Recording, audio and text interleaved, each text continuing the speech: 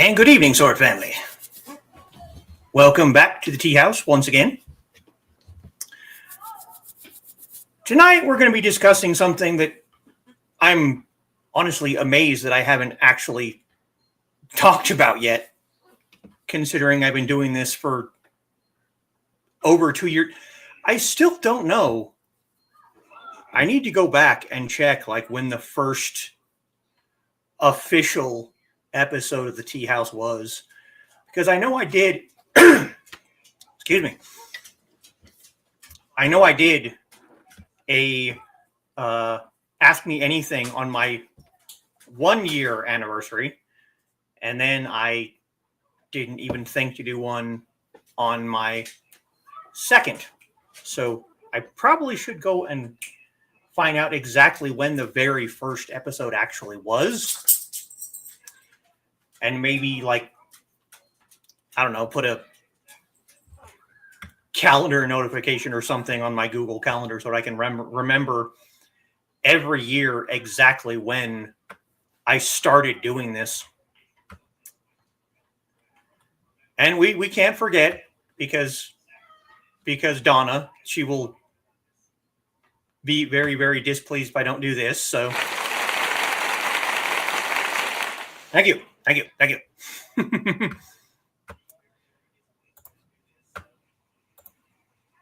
So we are going to be discussing titles and salutes in Chinese martial arts.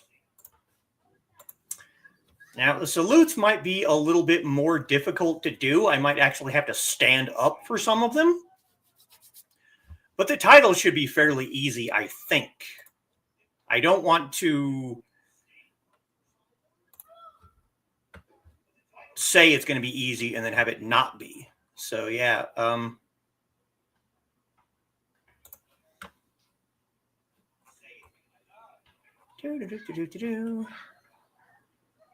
Okay, there we go. So actually, I haven't missed my 2 year. That'll actually be next month. I was just quickly scrolling through. No, wait, never mind. I'm sorry. Yes, I did. September 16th, 2023 was the very first official edition of the Teahouse. So, yeah. September 16th of 2023.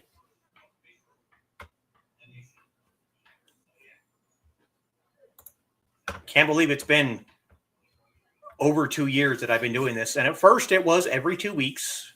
And then last year I started doing it every Saturday. It really is surprising how quickly time passes when you're doing things like this. And I still have plenty of topics to talk about. I still have plenty of... I haven't heard back from any of my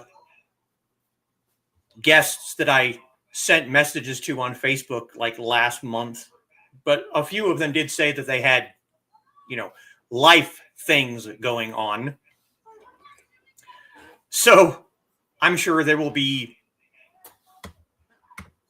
messages when things start settling down for all of them.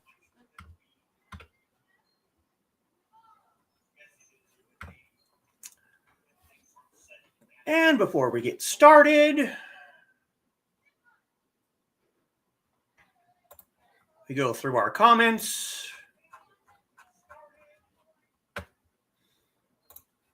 And first through the door, an hour early, is Foxy. Hello and welcome to the Teahouse. Please remember to like, share, and subscribe. See? This is why you are my new PR person. And apparently StreamYard had an update between Wednesday and today that you can now create QR codes in StreamYard. So that might be interesting to fiddle around with later. Not right now. And 5 minutes later is Dan Hollifield, one of my patrons. Good evening, Dan. Foxy asking Dan how his day has been. And there is Carl. Hello, Carl. And Kitty is joining us. Hey, everyone. Hello, Kitten.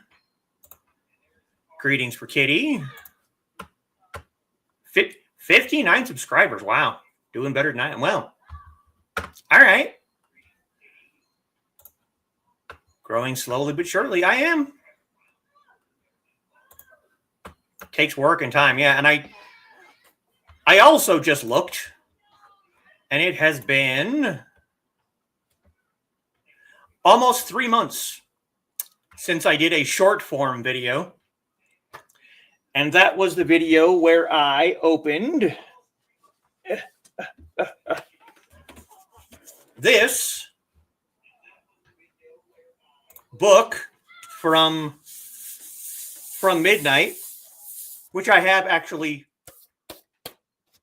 found out some more things about, so I will probably be recording a update to that sometime, probably in the near future. But I'm trying to keep up with doing this and doing game streams and short form videos. And Aunt Donna is joining us. Hey, everyone. Hello, Donna. I know I say this almost every week, but one of these damn days, I'm going to let the intrusive thoughts win and sing the Richie Valens song, Donna. Because every single time, and I'm not kidding, every single time that I am greeting Donna back, that song plays in my head. And I almost have to physically restrain myself from singing it. And one of these days, and it's probably going to yoink my channel because, well, I guess as long as it's under 30 seconds, I think it'll be okay. But no one wants to hear me sing. So, yeah. And Carl greeting Donna. Foxy greeting Donna. Missed you last night. Hope you were getting some rest. She was, mostly. Dan got up so early this morning that he drank too many cups of coffee and got queasy. That'll happen. Fine now, but 2 cups in the morning is going to be a limit from now on. Well, good to know good to know one's limits, Dan. Someday I'll learn that too. Okay. Tiny little, diversion from the topic. But when I was growing up, soda was always in my parents' house. It still is to this day. And they would buy like big, huge cases of like Shasta or Big K, generic. So I was drinking a lot of soda. And it kind of got to the point where it was a tad bit ridiculous. Like I would go through like a 2.5 liters of soda a day. And when Foxy got pregnant with our daughter, she had been off of caffeine for like a long time.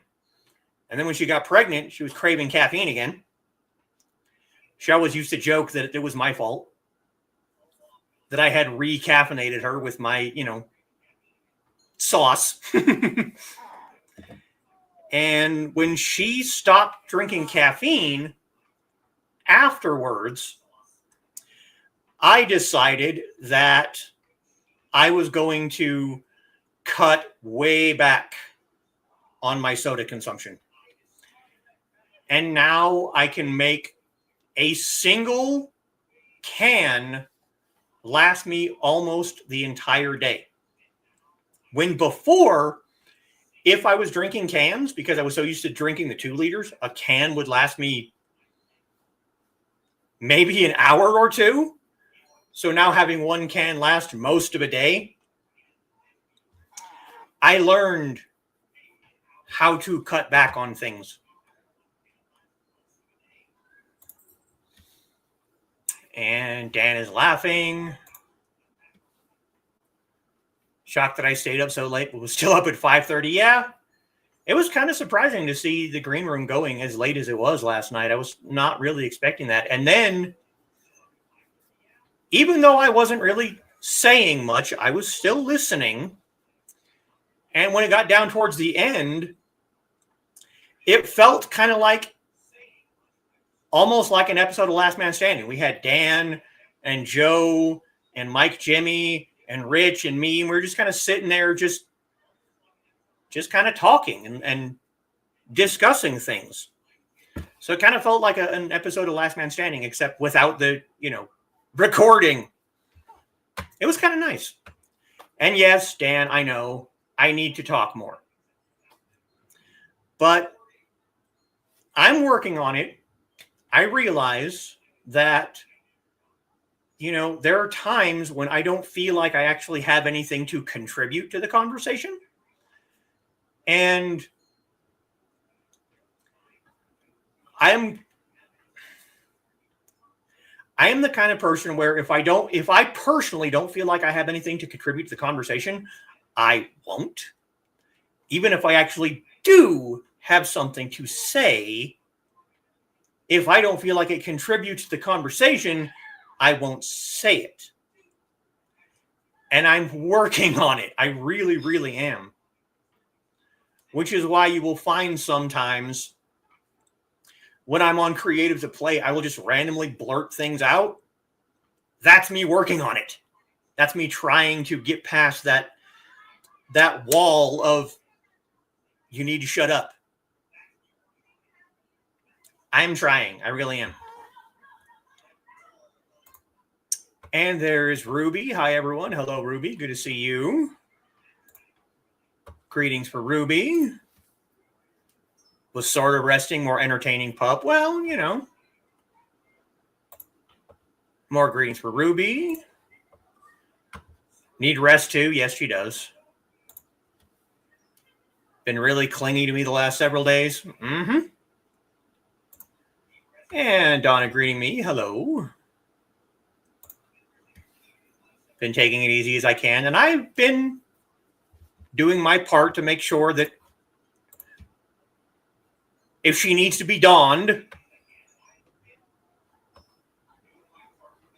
I do have some rope available if she needs to be donned occasionally. Don't ask why I have rope. Just realize that I have rope. And there's Midnight over on Twitch. Hey, Sword People. Hello, Midnight. And I never brought my kick up. So if anyone's commenting over on Kick, I apologize. I should probably actually look at that just in case. And Carl is adding his like. I appreciate it. More greetings from me. Comes everyone's favorite co-star. Yeah, he was in here for a second. Been having an autoimmune flare, so Thesis and Indigo have been taking care of me as much as we can. Aw, yeah. Indigo keeps intentionally falling asleep on top of me so I can't get up and do things. That's kind of what he does. With me, it's all play and, chewing and throw the ball and go run out in the field. And with her, it's like, I'm just going to cuddle up and fall asleep on you. Pet my head. He still chews on her, but I've noticed it doesn't seem to be as vigorous as it is with me. And Trey is joining us. Hey, I just got back from dinner. I'm going to have dinner after this. We're having breakfast burritos. Except I don't have eggs in mine because I don't like eggs except in egg drop soup. Greetings for Trey. More greetings for Trey. Missed you last night. Yes, we did. More greetings for Trey. To whomever sent my blanket, thank you. I sleep pretty deep with it on. Yes, she does. And she doesn't move around as much.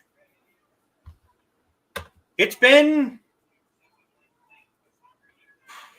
10, 11-ish days since it got here, I think. And no one has stepped forward to claim, not ownership, but I don't know what else to call it. Yeah. No one else has stepped foot to claim that it was them that sent it, but we appreciate it regardless.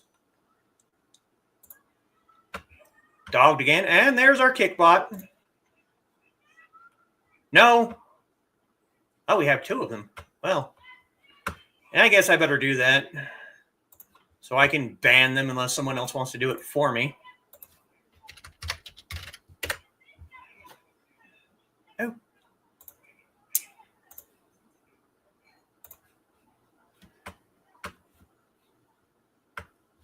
I will need to mute you as soon as you pop up because you're not going to listen to me. Sing it in Chinese. Okay. That's not a bad idea. Okay. I would have to go and look up the lyrics of like the chorus, because that's the part that plays in my head. Translate it into Chinese. I might do that next week. Hold on. Okay.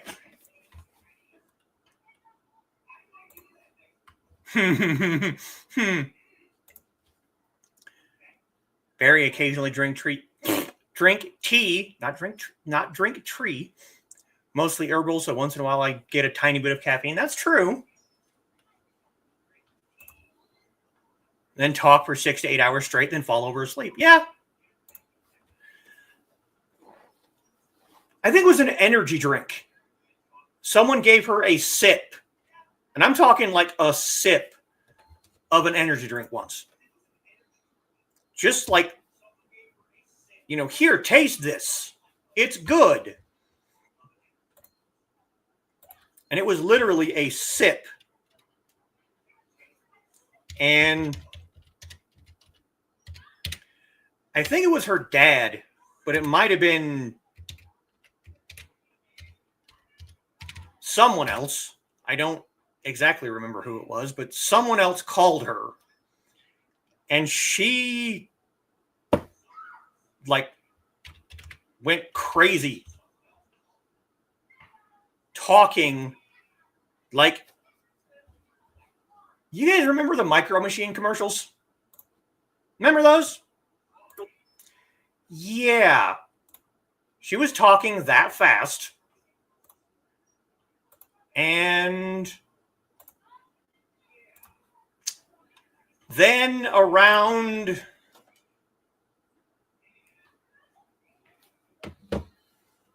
6 or 7 hours later, she just walked down the hall into the bedroom, face first under the bed, and she was out until like the next morning. I had to physically stand her up, get her out of her clothes, into her pajamas, put her in bed, and then I came back out and spent the next several hours, actually. Because she didn't eat dinner. Blueberry pomegranate tea. I love this stuff. I made dinner. I sat here and watched a couple movies, and then I went to bed. Because of an energy drink. Yeah. Like a squirrel on meth now. Yeah. Squirrel.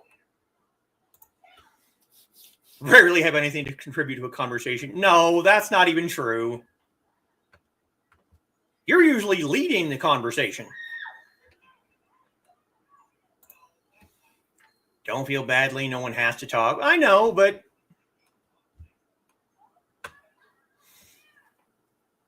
it's kind of like my weekly therapy session sometimes. Even if I'm not doing a lot of talking, I am listening. And I'm, taking the things that people say to me and to each other, and I'm taking those things to heart because honestly, and this is no joke, honestly, if it wasn't for you guys, I probably wouldn't be doing this. There were several times in the early days of this channel when no one was in the comments, no one was there, no one was listening. And more than once, I was like, you know what? I'm just going to throw in the towel and be done because no one's here. No one's listening. And now they are. And even when they're not, even the people who aren't here right now, I know a lot of them go back and watch this later. I know people are watching. I know people are listening. I know people are taking in this information. So I appreciate it very, very much. Don't talk much, but when I do, yeah. Plus, it's fun sharing stories with people.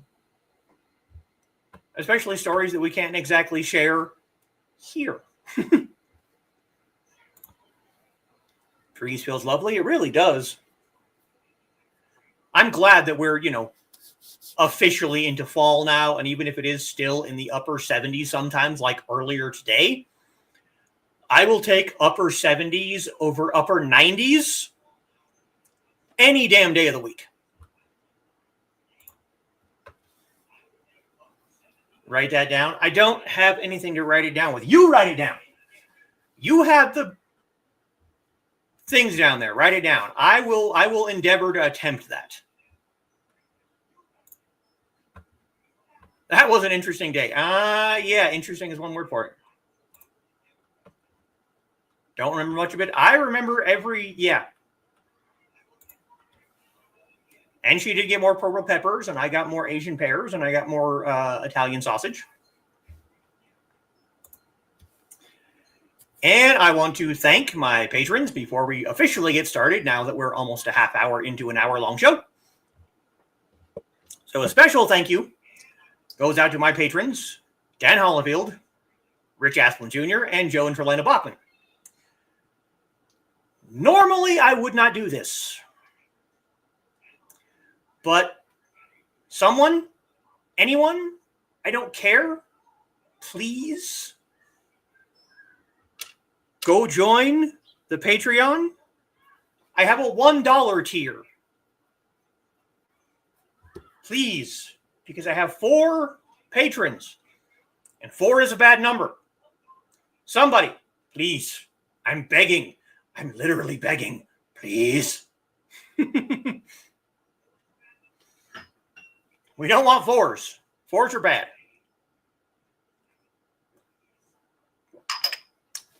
Okay, so Chinese martial arts, similar to a lot of martial arts,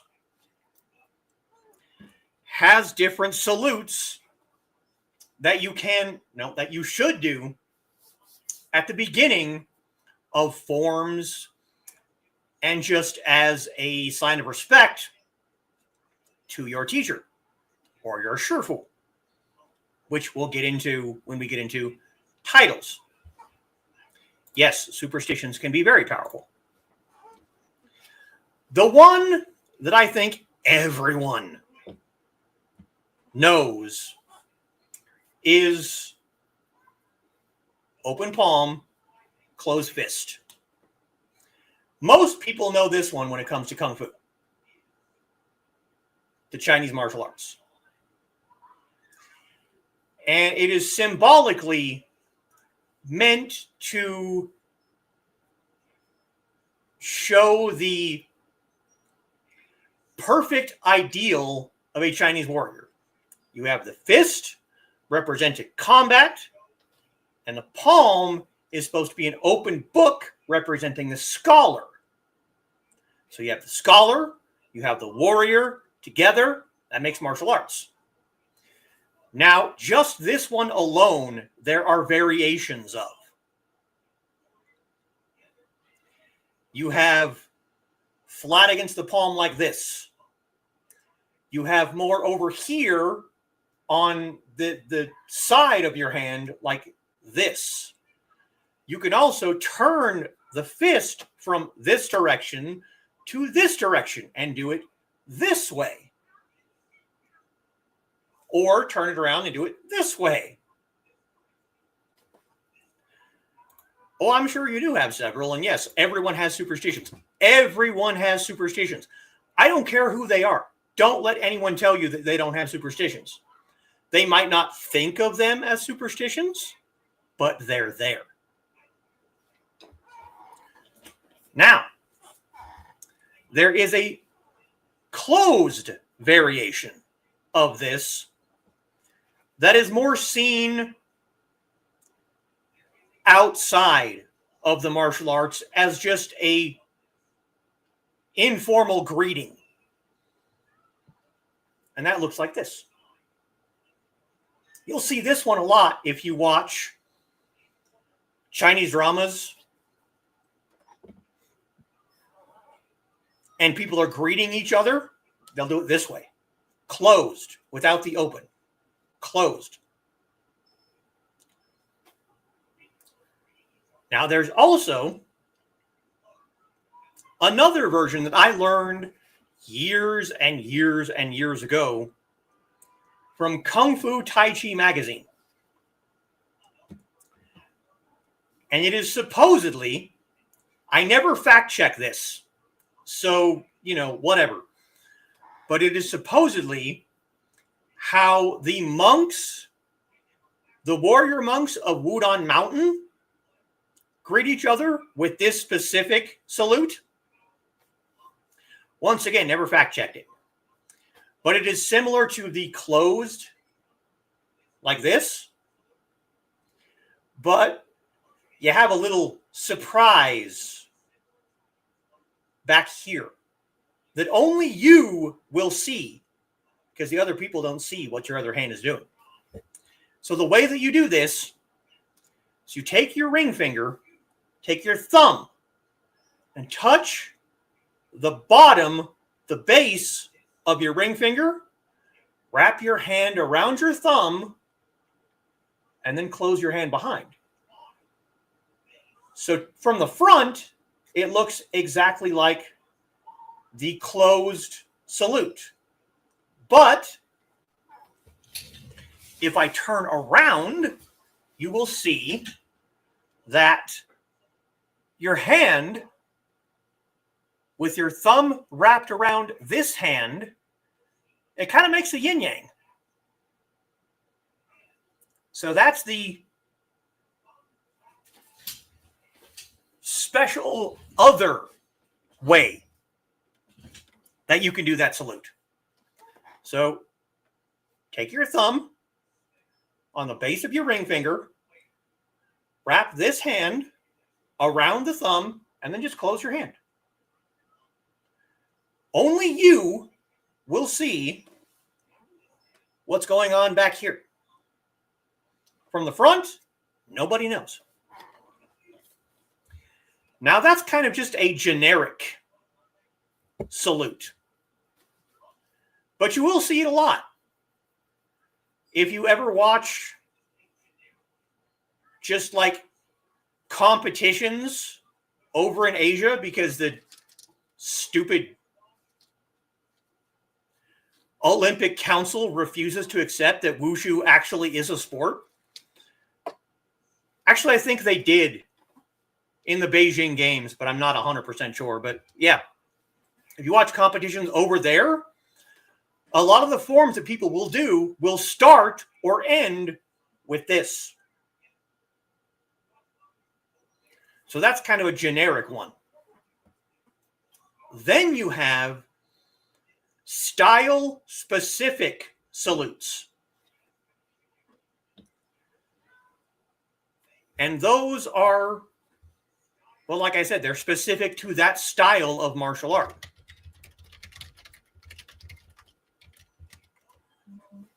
So I don't know all of them because there are a lot of Chinese martial arts out there.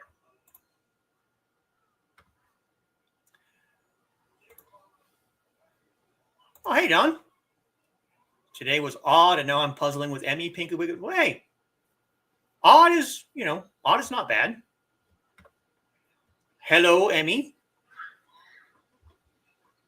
And greetings for Dawn, and greetings for Emmy. Hope it wasn't bad, odd, but good to see you. It's always good to see Dawn.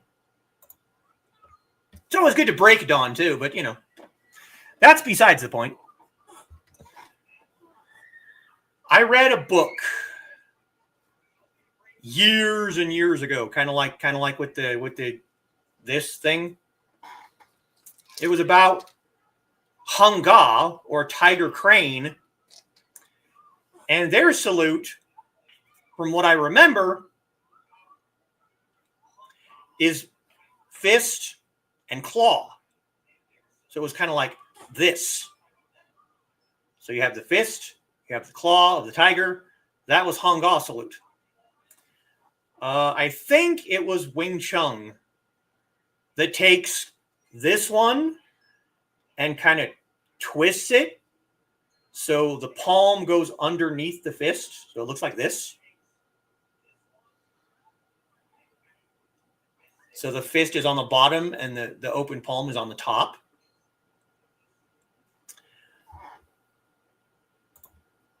More greeting for Dawn and Emmy. And then there was, and I might actually have to like stand up for this one, because you take the closed palm, or the closed fist and the open palm, put them on top of each other from the side, and then push that forward. So it looks like that. That one was from Bruce Lee's Jeet Kune Do. So those are just a few that I have found from various martial arts. But most of the time, you're either going to see this or the variations of that or that or this. I'm sure there are more out there, and it's very similar to bowing in karate. It's a sign of respect. It's a sign of not necessarily submission, but you're showing deference to not just your teacher, but to the hall that you are fighting in. I think the actors used that one. Did they?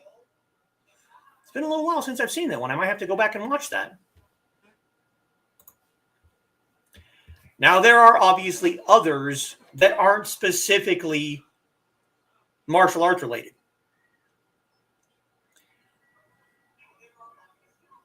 In certain forms, depending on the form, depending on if it's a weapon form or if it's an unarmed form, you'll see other movements with an offhand. Does look familiar. Okay. Might have to go and watch that one.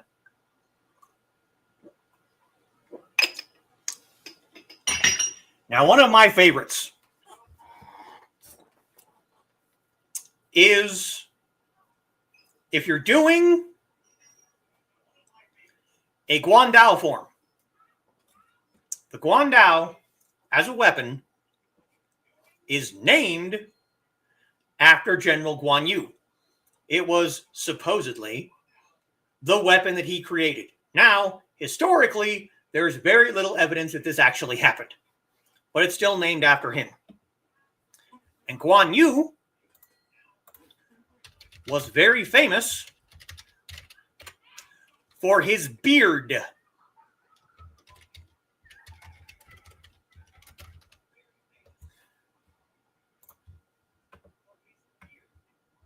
I must find, yes, that's a good one. Got to find a picture.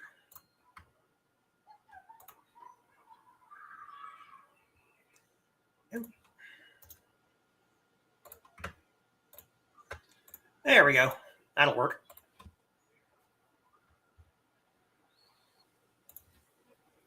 And he go push me to lay down. He's warm and comfy. Just don't fall asleep. Good odd. Yes. Excellent. So now we Share screens.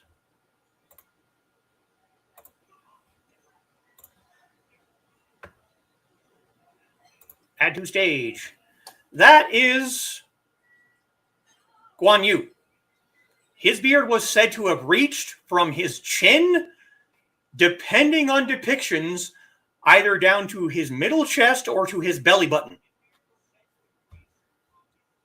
Famous for his beard like Carl, except his was quite a bit longer. Here you can see it's swept off to the side. So,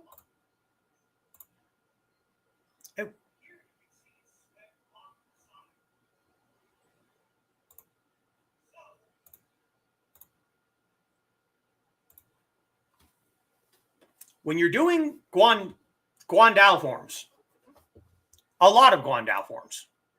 Oh, stop it. One of the things you're going to do is this. This movement right here. And what is that doing? That is sweeping the beard out of the way. Oh, I'm not even going to try and pronounce that one, Carl.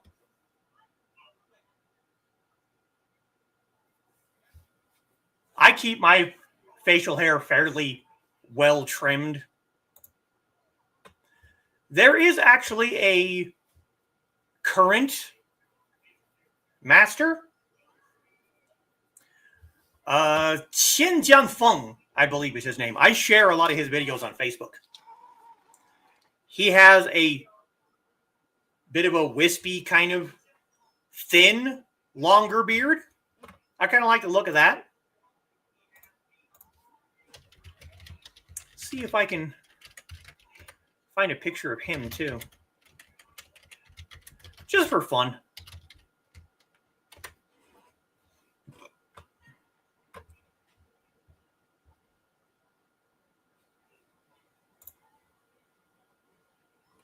Yeah, that's not a great picture.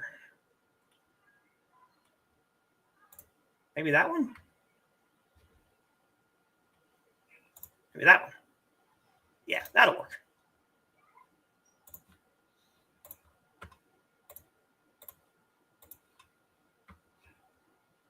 Oh, look. We have a Twitch bot. Do that move a lot. I'm sure you do. Hey, Midnight, you want to handle that Twitch bot over there, please? I appreciate it.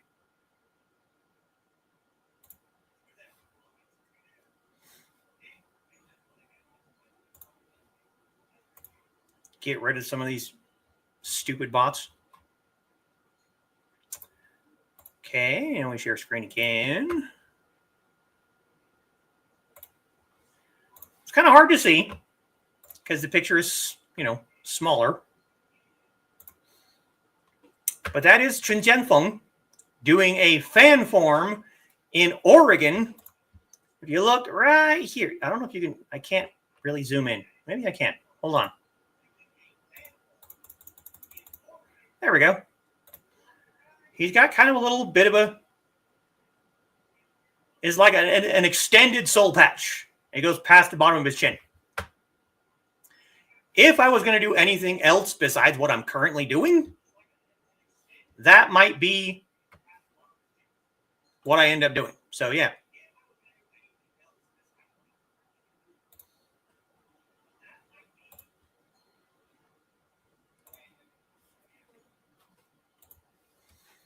Famous for his beard. He must have had many women.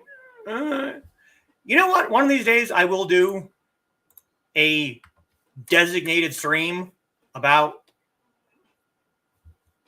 Guan Yu just because of he's like the patron saint of martial arts. He has statues in martial arts schools just for being him. So, yeah. Not the green room? Well, yeah. Meds are hitting, kind of want a spinny chair. Well, maybe after I'm done, you can have my chair. But yeah, sweep the beard, which goes into this. This is heaven. This is earth. Heaven, earth. You see this one a lot too. You see this one in Jian forms a lot, like a lot. This is called the Jianzhi, or sword finger. It's always in the opposite hand of the one holding the sword. And there are, hey, yes. Bring me my Guan Yu statue, yes. There are several different stories of what this means.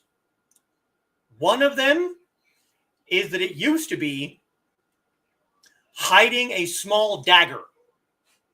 So let me take my letter opener here. Hiding a small dagger. So that's one. Yes. My Guan Yu statue. With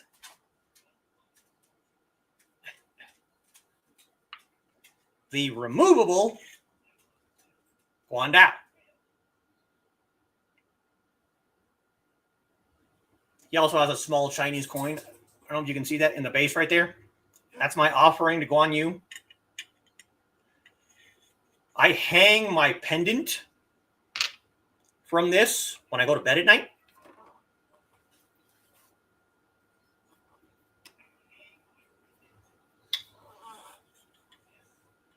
I've had this thing for years.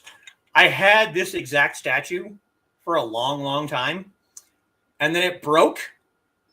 And then I believe Foxy got me another one. That's the exact same statue. He also has, behind him, a Han Dynasty Jian, which part of the handle broke, which is kind of sad. But I need to write that down. Write that down too. Doing a stream about Guan Yu. So yeah, hiding a dagger in your offhand. That's one explanation of the sword finger. And yes, believe me, I know. Sword finger. Yes. Believe me, I am fully aware. But it's also a bit of structure. When you're using a Jian, you use these two fingers on the wrist, pushing on the wrist to give you a little bit more strength and to keep the wrist itself from collapsing on certain moves. So that's another one. You'll see that a lot. You know, the sword finger will be touching here on the wrist. It's also said that it is for the flow of qi to focus it into these two fingers to give that structure. So, Jianzhi, sword finger.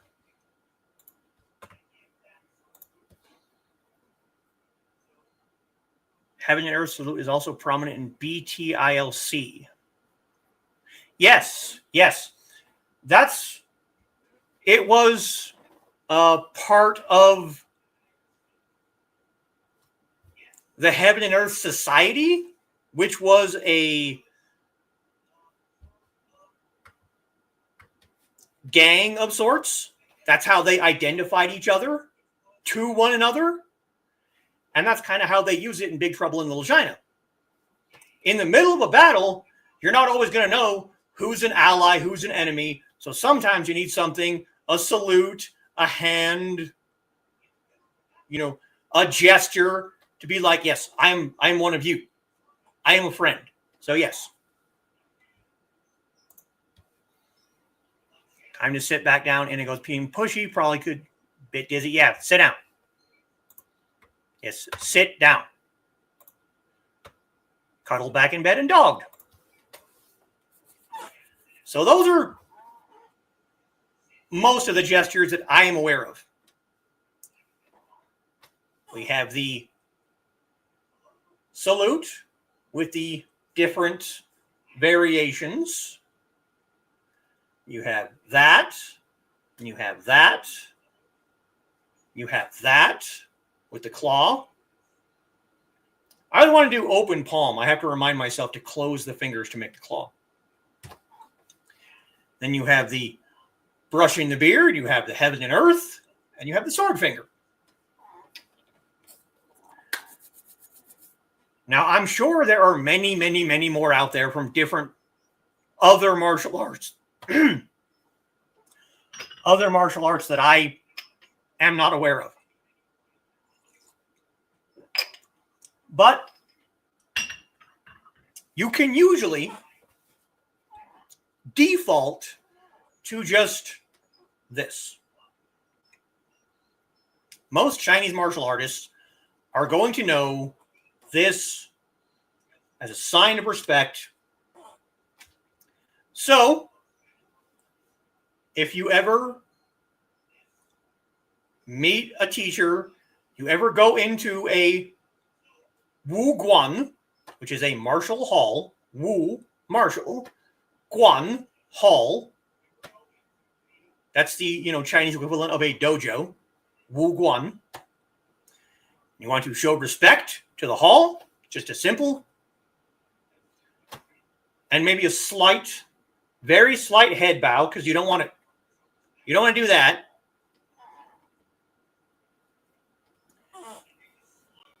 So now we can go into titles in Chinese martial arts. The most prominent one, and the one that you have heard me say several times, even just today, is Shifu. Shifu. Shifu.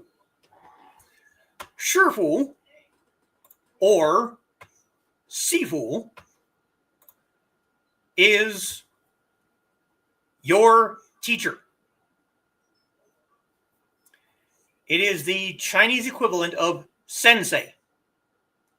It means teacher father, or there's at least two different ways, two different sets of characters for Shifu. It's either teacher father or basically teacher instructor. Your Shifu is your teacher. Shifu is Mandarin, and in Cantonese it's more Sifu. Sifu. Now, a lot of these are going to have that prefix shi, and it's the same character, shi.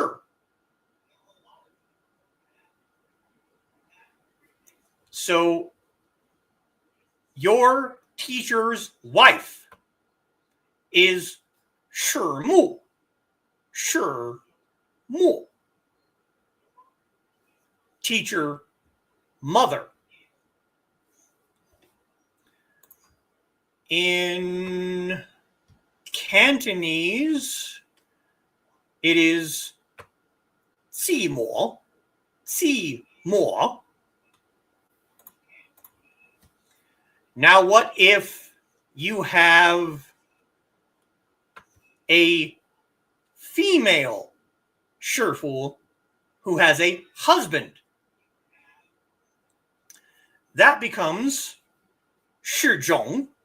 Shizhong. It means teacher uncle.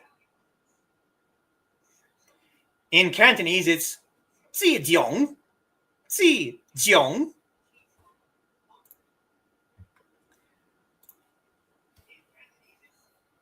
You have Shigong. Shigong. That is a grand master. That is your Shifu's teacher. That's teacher grandfather. shi gong. In Cantonese, it's ji gong, ji gong.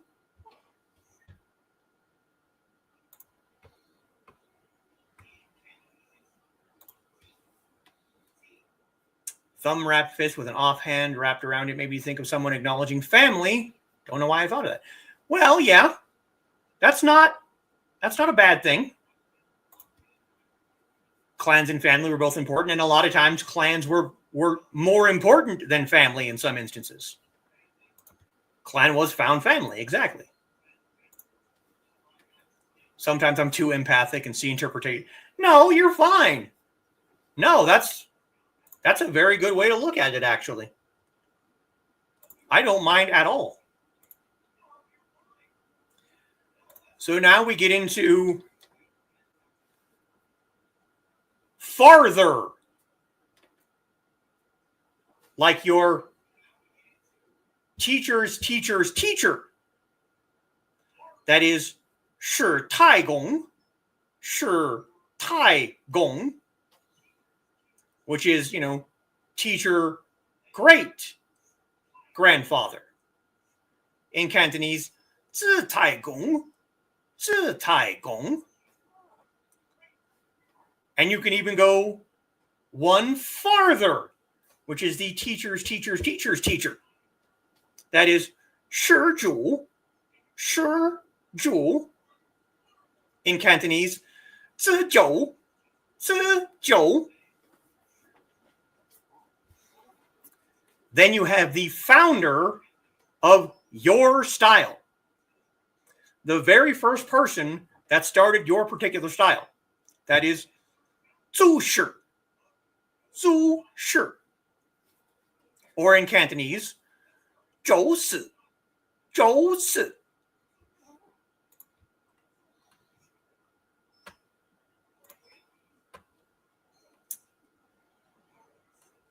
Now you get into your fellow students. So if you have a student that started before you, that is your senior Kung Fu brother. And that is 师兄, 师兄. That is teacher brother. In Cantonese, 子行, 子行. Hing or xiong is older brother. They started before you. They are the senior brother. So then if you have a sister that joined before you, they are your senior sister, or 师姐, 师姐. In Cantonese, 自, I'm not great at Cantonese, guys. 自己, 自己. Now, if you have a male student that joined after you, that is your junior brother, which is 师弟, 师弟. D is younger brother. Cantonese is 自代, 自代. Your junior sister, the female that joined after you, 师妹, 师妹. In Cantonese, 姊妹, 姊妹. Now you have the aunts and uncles. Now, in Chinese martial arts and in Chinese culture, period, aunts and uncles are not always a familial term. Your uncle is just usually an older male, and an aunt is just usually an older female. It's not a familial term. It's just this is someone that's older, or in some cases younger, but outside of my lineage. So, and yes, that is a very good insight. And it's not going to end on schedule. I guarantee that. Thank you. You're welcome. So you have a senior uncle, which is an older male outside of your lineage. That is 师伯, 师伯. In Cantonese, 子伯, 子伯. Now you have a senior aunt. 师姑妈, 师姑妈. Cantonese is 子姑妈, 子姑妈. Now you have your junior uncle, which is usually younger or even the same age as you. That is 师叔, 师叔. Cantonese is 子叔, 子叔. And then you have the junior aunt, 师姑姐, 师姑姐. Or Cantonese, 子姑姐, 子姑姐. Now you have a generic term just for a student. 徒弟, 徒弟. Cantonese, 头代, 头代. Next, you have the grand student, which is your teacher's student, if it is a male.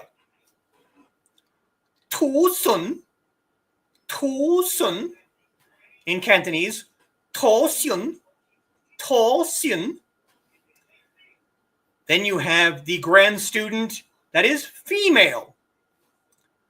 徒孙母, no, 徒孙女. Nu is basically female, woman. 徒孙女, Cantonese, 头孙女, 头孙女. And then you have kind of a generic nephew and niece. Now, this is where it gets kind of strange. So if you have a kung fu uncle, you know, you have a male outside of your lineage and they have a student. If it's a male, that is your kung fu nephew. If it's a female, that's your kung fu niece. So the kung fu nephew is 子主, 子ji, 子ji. In Cantonese, 子家, 子家. And the niece is 子ji nu, 子ji nu. Or in Cantonese, 子家牛, 子家牛.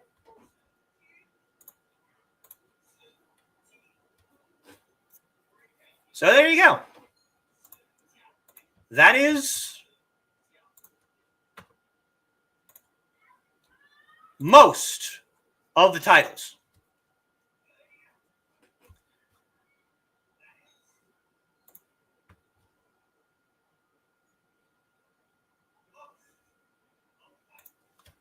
So many things to remember. Why do you think I have my notes? I have on my computer saved as a bookmark this list that I just read off to you. Because I can't remember all of this sometimes.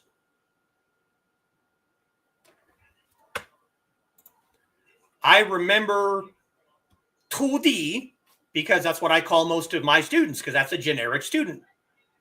I know 师傅because that's what I call my teachers. I know the senior brother, senior sister, junior brother, junior sister. But the uncle, the aunt, the grandmaster, the founder, these are things that I have to look up. because I don't always remember them. And the Cantonese terms are hard for me because Cantonese and Mandarin are vastly different languages, which I know it sounds redundant. It sounds like a stupid thing to say. Of course, they're different languages. They're different languages. But if you have learned a term, my Shifu, my first teacher, spoke in broken English. So a lot of the terms I learned were him saying something in Chinese, his granddaughter translating it, and then that getting locked in my brain. So, you know, Jian, Jian, Jian. No, this is not a Jin. Jin is a completely different term. This is a Jian, Ji-an. So pretend that you're a teenager and you got a crush on a girl named Anne, and you walk up to her and you go, "Gee, Anne." There you go. Gee, Anne. Jian. But the Cantonese word is Gim. Gim. It's a completely different term. When I had Sifu Cuddle on for tea time a couple of months back, he uses a lot of Cantonese terms in his videos because that's how he learned the terms. But to me, Cantonese sounds off.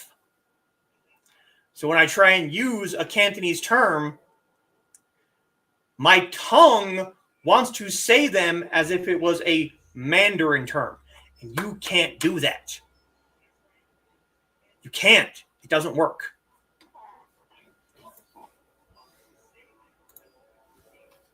Older aunt sounded like Sure Cougar to me. Really now?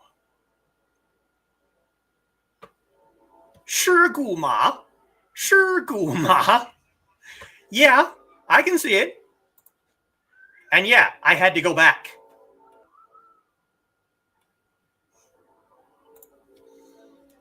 Language is beginning to make sense. That is awesome. That is a good thing to hear, Dan. I love this. It's beginning to make sense to you. That's the whole reason I do this. God, I could remember enough vocabulary to speak it. As long as you understand it, that's what matters. When I use these terms, I want people to be like, oh, that means, you know, this. That means this. Or, wait a minute, what does that mean? Let me go back and see what that means. I love hearing things like that, though. That is awesome. If you grow up with it, it'd be second nature. Absolutely, it would. And that's what I mean. A lot of my vocabulary in Chinese, at least at first, in the beginning, I've obviously learned more since then. But martial arts terms, it was from my Shifu saying something in Chinese, and then me going and looking at his granddaughter like, what did he just say? And then she translated for me. And so then the next time he'd say that, my brain would go, wait, hold on. You know what that means? It's like the difference between Sifu and Shifu. Sifu is Cantonese. Shifu is Mandarin. Now, if you're not used to the languages, I'm sure a lot of people in my audience, they're like, that sounds the same to me, or it sounds similar to me. It's not. It probably sounds similar to you because my brain is trying desperately to make it sound Mandarin because that's what my tongue recognizes. See, that was one of the things that my Shifu told me way back in the day, 30 plus years ago. He told me I have a Mandarin tongue. He meant that I pick up a Mandarin accent when I speak these words. And that's because that's how I learned them. So trying to say a Cantonese word with Mandarin tongue, people who speak Cantonese are going to be like, the hell did you just say? What? No, that's not how that word sounds. You know, Jian, Kim. Jian, Mandarin, sword. Kim, Cantonese, sword. Dao, saber, the curved one. Dao, Mandarin. Dou, Cantonese. Dao, Mandarin. Dou, Cantonese. I'm sure a lot of people in the audience are going, they sound pretty similar. I don't hear similar. I hear a completely different term.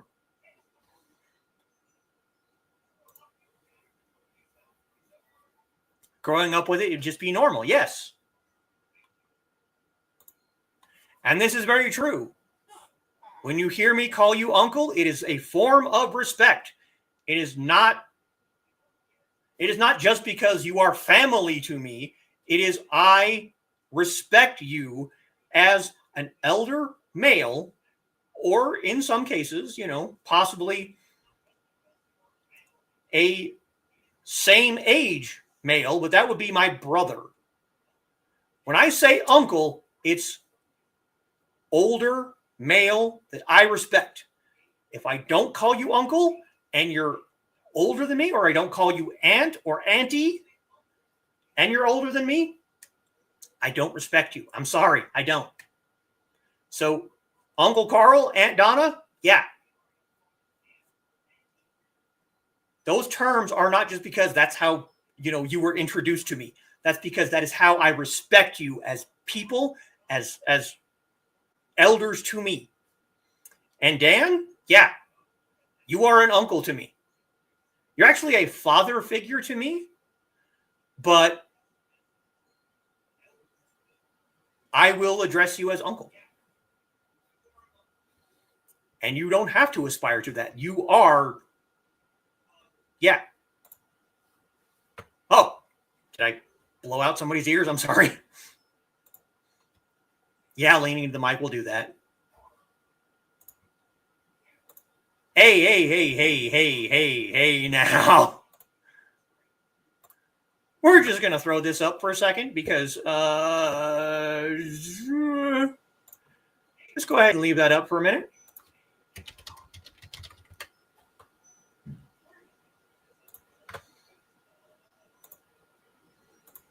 I'm glad to hear that, though. Hey, wait, I have something for that. Hold on. Wait. Where'd it go? Yes.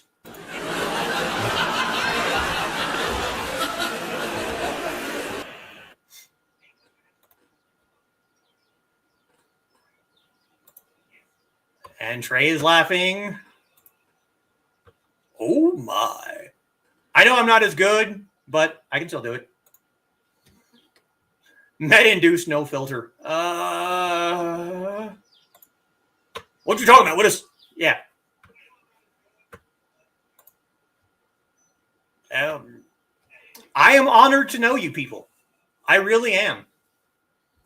And I do consider Joe and Trey and Rich and Midnight, these people are my Kung Fu brothers. Rich, to me, even though he's not, here right now, he is my Shishong. He is my senior brother. And Trey is my Shidi. She's my Shirmei. She is my junior sister. And Joe is my Shidi. He's my junior brother. Midnight is my Shidi. I consider these people to be my Kung Fu brothers and sisters. So everyone has their titles, their forms of address.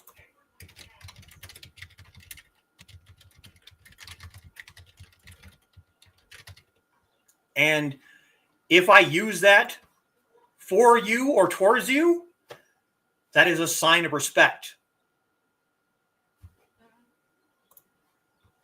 What Whitman Dude said, thank you. You are very, very welcome. Foxy Gone Wild. No, that will be, off camera because we don't. Please don't kill my channel. I don't want to have to start over again. Hey, now, you guys are freaking. Yeah.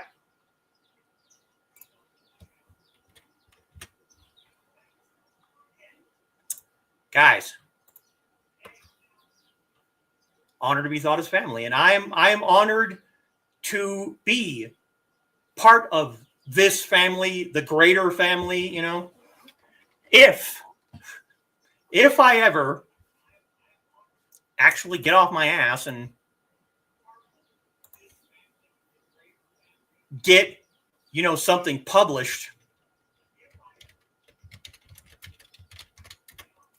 in the dedication section of my book, beginning of my book, because it would be completely impossible to name every single person. The dedication of my book, when it gets done, is going to have just a section that says, thank you to all the Nevermorians. You know who you are.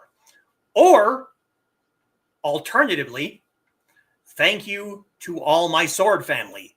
You know who you are. And that's each and every one of you. You will be in the dedication when I get my first book published, eventually. For OnlyFans, I didn't know you had an OnlyFans. Wait a minute. Hold on. When did this happen? Where's the money from your OnlyFans? Indian martial arts also have titles and salutes. I'm sure they do. And I would love to sit down and discuss that with you because I don't know a whole lot about Indian martial arts. So if you ever want to sit down and talk about that, that would be awesome. All going the green room way, yeah. Clan of the Green Room, well, Yes, I know. Okay. When I took my break a couple months back, I had to seriously reevaluate what was going on in my head. And there were several times that before the break, that I had basically just given up on writing entirely. I was like, you know what? Everyone is better at this than me. Literally everyone. And I almost deleted all of the books that I have started. I have several started. And I almost deleted all of them and just said, you know what? Screw it. Let other people write. I get sick and tired of hearing people tell me how easy it is to do this because it's not easy for everyone. You can't just sit down and write. That doesn't work for every single person. And constantly hearing that over and over, it's easy. You just sit down and do it. No, it's not. It isn't for everyone. And constantly pushing people to do shit like that is going to make people give up. And that's almost what I did. But I'm probably not going to get anything out by the end of the year. I know that was my New Year's resolution. It's probably not going to happen. But I will. And I'm making this vow to every single person in this chat right now, plus any person that watches this in the future. I will publish something. Beyond the short stories I have published in Aphelion, which I am vastly proud of. And I have another one that I still need to send to Dan, but I want to polish it up just a little bit more before I send it. And I know, Dan, I know you're behind on your Aphelion stuff. That's also why I haven't sent it, because I know you have a backlog of stories, and I do not want to add to that. I do not want to add to any pressure that you are feeling. But I have another story that I want to send to you, and it is for you. You don't have to publish this if you don't want to. This is for you specifically. And I'm going to send that. But I don't want to feel like, or I don't want you to feel like you have to. I know that you've been going through some stuff. I completely understand that. And I don't want to add to that pressure. So that's why I haven't sent it. I have it. It's in my Google Docs right now. But I don't want to add to the pressure that you've been going through. But I will publish something. Whether it be the full Darker Angels, whether it be the Broken Ones, the Wolf Shifter story that I've been working on for years, whether it be the Chronicles of Jeff, which is probably going to end up being novella length. It's going to be short. I will get something published, and I will thank every single one of you, even if I don't do it individually. Because if it wasn't for you sitting here week after week, listening to me ramble about this shit, my books would be gone. They'd be gone to the wind. Just poof. I was so insanely nervous to submit my first short story to Aphelion that I literally had to sit in front of my computer with my finger hovering over the send button. And as soon as I clicked send, I went and threw up in the sink. That's how nervous I was. Now it's gotten easier, but easier is not easy. It is not. And I'm sick of hearing that. Sorry, guys. I know I went on a little bit of a rant there, but yes, we are the Green Room Clan. You have more than moments, Dan. You really do. Haven't started one yet? Well. Do we have to teach you? Yes. It's always me that people are pushing to do these things. She submitted a story that she said she was going to write a chapter 2, a continuation of, and no one pushes her about it. Come on now. Sometimes too much pressure can backfire. You're not kidding. Yes, it can. Someone has said writing is easy several times. And it's not. Believe me. Thank you, baby. I will get something published. I will do it. Now, I might have to, be like Grant and start a Kickstarter or something to... Hang on a second.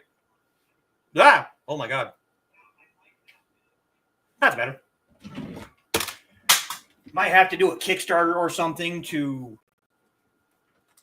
be able to afford the publishing cost because I'm poor as shit. But I will get something published. We all believe in you. Thank you. I really appreciate that. And if you need beta readers or editors, I do believe a couple who do it just for a copy of the book. Yeah.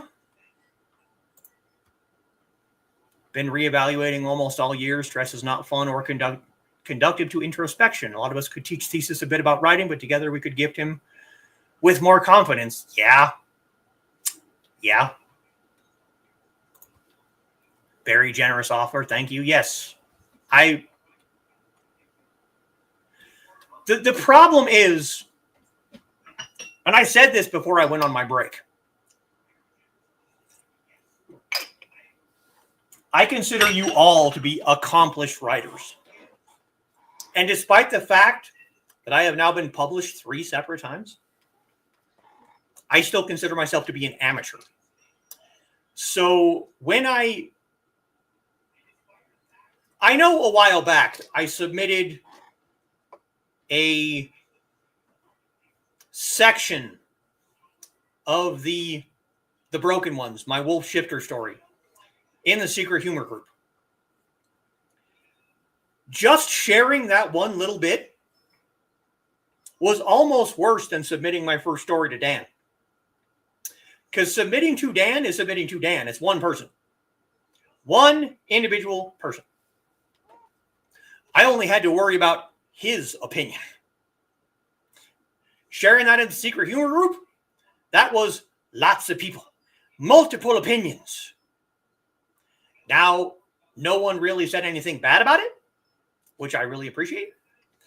But sharing that kind of thing with, multiple people, you are all professional writers. I am an amateur. I still think I suck. So sharing something to someone as a beta reader, I will sit there and be like, oh my God, oh my God, oh my God, oh my God. They hate it. They hate it. It sucks. It sucks. This is awful. I hate it. Until I get feedback. And that little loop happens every time. I have been working on the Broken Ones, my Wolf Shifter story, for years. I have maybe 3 chapters, maybe 2.5, maybe. The whole story is up here. The entire thing is up here.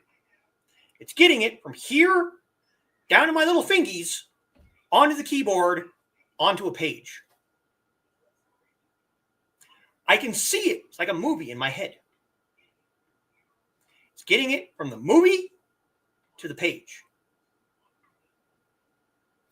I would love, absolutely love, to take what I have of the Broken Ones and share it to professional authors to see what they think of what I have so far, to see if there's even a point in continuing with it. So if there's no point in continuing, there's no point in continuing it. And I will say right now that story has grown exponentially since I started. A lot of the people in my chat are now in that story. If not as main characters, as background characters. And my biggest fear is for people to be reading that and realize that they are who I'm describing and go, well, that son of a bitch. That's not me. That's not me at all. I hate this. This is terrible. And then I have to either completely rewrite that section or just take that person out of the book. So, for instance, Joe is in it. Trey is in it. Dan is in it. Nick is in it.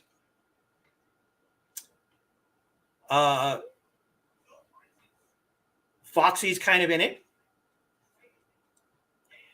And all of these chapters, these introductions. And yes, Dan, the story I want to send to you is your introduction into this book. If you don't want to publish this in Aphelion and just keep it for yourself, totally cool with that. But my biggest fear is I send this to him, he reads it, and he goes, well, that's garbage. Why would you describe me like that? Why would the character do this? Why wouldn't he do this? Why would he say it this way? Why wouldn't he do it this way? And that's kind of the issue of adding characters of people that you know into your work. Is it's your interpretation of that person. And your interpretation might not be what they see themselves as. That one in there, I wish for one goddamn day she could see what I see of her. She can't.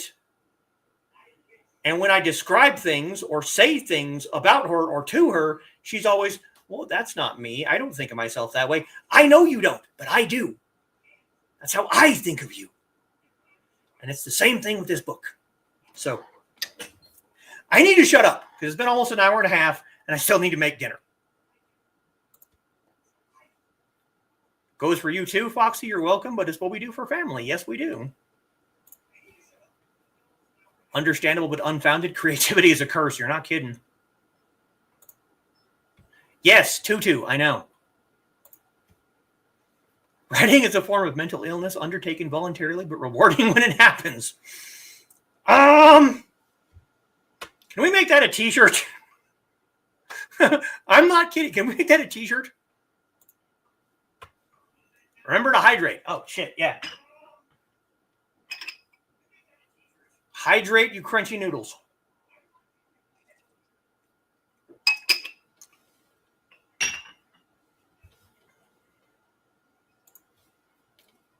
Just chugged a bunch of water. Well,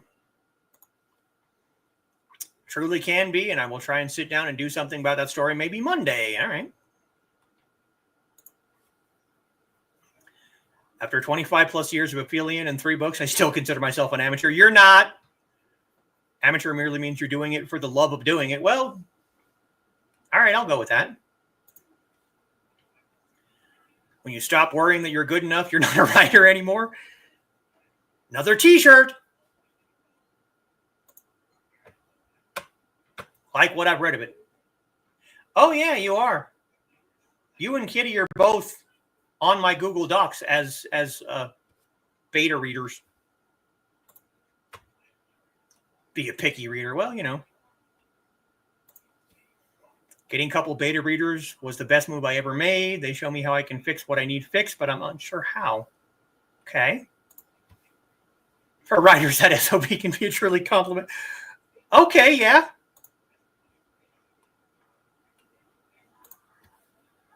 Nervous while they have the story, but feedback makes it all worthwhile. Yeah. Should have seen the smile on Dan's face when I called him a bastard for one of his stories. Well, more laughing. Okay. All right, guys. It has been almost an hour and a half, and I do still need to make and eat dinner. So, thank you for listening to my rant for the last half of hour or so. I really do appreciate every single one of you coming, listening, commenting. The people who watch in the future, I appreciate you too. Time for breakfast. Yeah, we're making breakfast burritos, just no eggs for me. No. Good show. Thank you, Carl.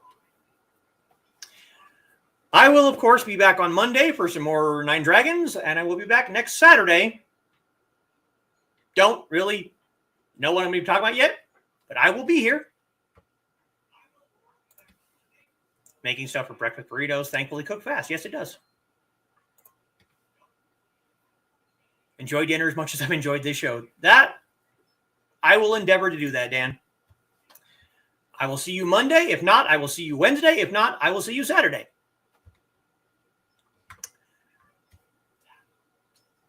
Again.